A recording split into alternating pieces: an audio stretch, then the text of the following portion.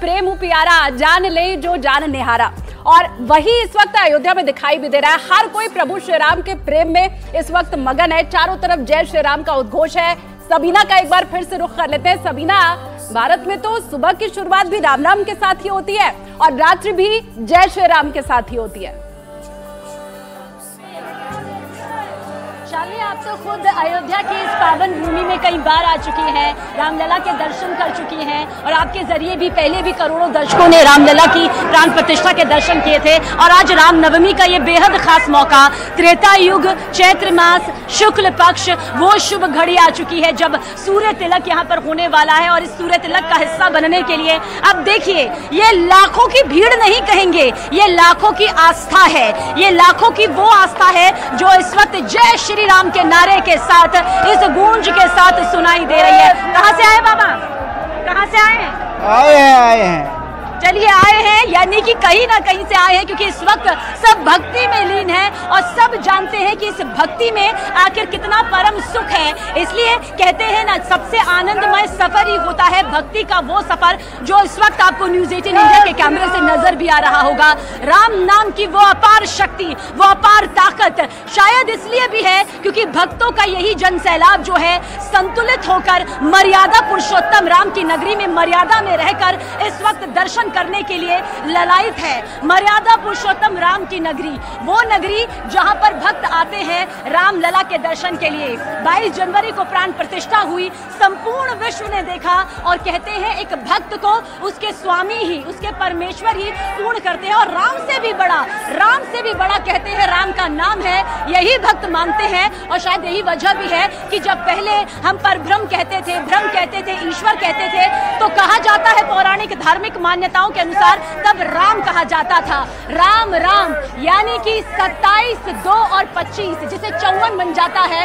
54 और 54 108, यानी अगर आपने किसी को कह दिया राम राम तो 108 बार आपने जाप कर लिया है।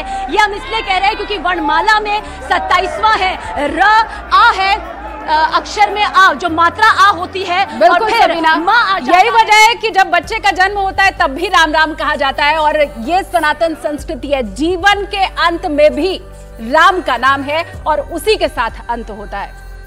टाटा टी प्रीमियम देश की चाय करता है देश के हर वोटर से एक अपील, इस बार देश के साथ नो कॉम्प्रोमाइज, इस चुनाव में वोट जरूर करें।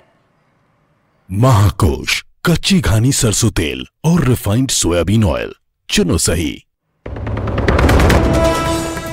आज रामनवमी पर देश भर में जश्न का माहौल। अयोध्या में प्राण प्रतिष्ठा के बाद पहली रामनवमी। आज होगा रामलला का सूर्य तिलक। श्री राम के मस्तक पर 4 मिनट तक पड़ेगी सूर्य की किरण। न्यूज़ 18 इंडिया पर बड़ी कवरेज दिन भर। पश्चिम बंगाल में जारी है रामनवमी पर सियासत। कोर्ट से इजाजत मिलने के बाद विश्व हिंदू परिषद निकालेगी शोभा यात्रा। टीएमसी ने भी हावड़ा में शोभा यात्रा निकलने का किया ऐलान। ममता बनर्जी के दंगा वाले बयान के बाद गरमाई है सियासत। पीएम मोदी आज असम के नलबाड़ी और त्रिपुरा के अगरतला में करेंगे रैली। राहुल गांधी कर्नाटक के मांड्या और कोलार में करेंगे चुनाव प्रचार। महाकोश, कच्ची घानी सरसों तेल और रिफाइंड सोयाबीन ऑयल, चुनो सही।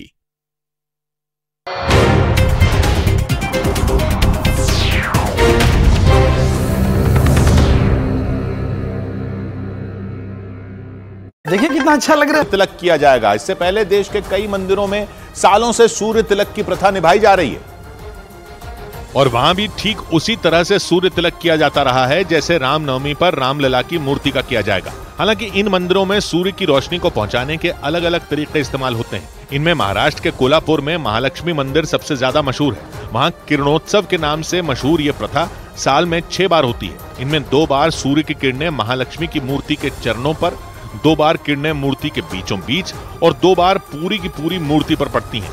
इसके अलावा गुजरात के अहमदाबाद में मौजूद कोबा जैन तीर्थ में भी यही प्रथा निभाई जाती है। वहां 1987 से हर साल 22 मई को करीब 3 मिनट तक सूर्य की किरणें भगवान महावीर के माथे पर रहती हैं। कुछ इसी तरह का चमत्कार बेंगलुरु के गवी गंगाधरेश्वर मंदिर में भी होता है। वहां मकर संक्रांति के दिन सूर्य की किरणें पहले नंदी पर पड़ती हैं और फिर धीरे धीरे पूरे शिवलिंग को जगमग कर देती हैं। इसके अलावा उड़ीसा के पुरी में मौजूद कोणार्क समेत देश के कई ऐसे मंदिर हैं जिन्हें इस तरीके से बनाया गया है कि सूर्य की किरणें सीधे गर्भगृह तक पहुंचे। और इसी तर्ज पर अयोध्या में रामलला की मूर्ति के लिए सूर्य तिलक का ढांचा तैयार किया गया ताकि आने वाले कई साल तक रामनवमी के दिन रामलला का सूर्य तिलक हो सके। लोकसभा चुनावों के पहले चरण की वोटिंग से पहले एक साथ 29 नक्सलियों को ढेर कर सुरक्षा बल ने बड़ी कामयाबी हासिल की, क्योंकि जब से छत्तीसगढ़ में नक्सलियों के खिलाफ ऑपरेशन शुरू हुआ है तब से इतनी बड़ी संख्या में पहली बार नक्सली मारे गए। यानी छत्तीसगढ़ के कांकेर में सुरक्षा बल ने नक्सलियों की कमर ही तोड़ दी। जानकारी के मुताबिक कांकेर जिले में सुरक्षा बल के साथ हुई मुठभेड़ में कई बड़े नक्सली कमांडर मारे गए। उनमें शंकर राव और ललिता माड़वी के भी मारे जाने की खबर है। इन दोनों नक्सली कमांडरों पर 25-25 लाख रुपए का इनाम था। हालांकि इस ऑपरेशन में सुरक्षा बल के कुछ जवान भी घायल हो गए। इस दौरान सुरक्षा बल को मुठभेड़ वाली जगह से 7 AK-47 राइफल समेत कई खतरनाक हथियार बरामद हुए। उस मुठभेड़ में हमारा 3 जवान भी घायल हुआ, उनकी स्थिति अभी सामान्य और खतरा से बाहर है। जानकारी के मुताबिक सुरक्षा बल और नक्सलियों के बीच ये मुठभेड़ कांकेर के अबूझमाड़ के जंगल में हुई।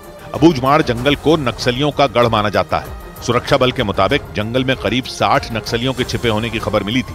इसकी जानकारी मिलने के बाद सुरक्षा बल ने नक्सलियों के खिलाफ बड़ा ऑपरेशन शुरू किया और फिर मुठभेड़ के दौरान कई नक्सलियों को ढेर कर दिया। और नक्सलियों के साथ ये मुठभेड़ इसलिए भी बेहद अहम है क्योंकि 3 दिन बाद लोकसभा चुनाव के पहले चरण में छत्तीसगढ़ में भी मतदान होगा।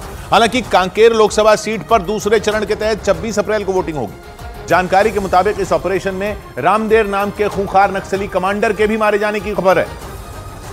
और उसका ढेर होना सुरक्षा बल के लिए बड़ी कामयाबी माना जा रहा है, क्योंकि रामदेव नक्सलियों की मिलिट्री कमीशन का टेक्निकल हेड बताया जाता है। इसके अलावा उसे किसी भी तरह के खतरनाक हथियार बनाने में महारत हासिल थी। जानकारी के मुताबिक रामदेव नक्सलियों के लिए हथियार बनाने का काम करने के साथ उन्हें हथियार चलाने की ट्रेनिंग भी देता था। खबर यह भी है कि वो AK-47 जैसे खतरनाक हथियार बनाने में जुटा था।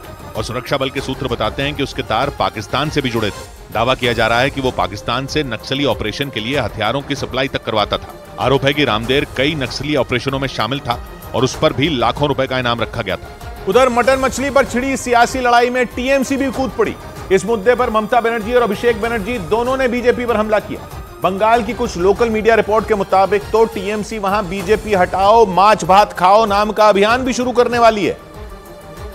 मतलब मटन और मछली पर छिड़ी इस चुनावी लड़ाई में TMC की भी एंट्री हो गई। बंगाल की कुछ लोकल मीडिया रिपोर्ट के मुताबिक तो TMC इस मुद्दे पर एक अभियान भी शुरू करने वाली है और इस अभियान का नाम बीजेपी हटाओ माछ भात खाओ हो सकता है। यही नहीं, इस मुद्दे पर ममता बनर्जी ने बीजेपी पर हमला भी किया और आरोप लगाया कि खान पान को लोगों पर जबरदस्ती थोपा जा रहा है।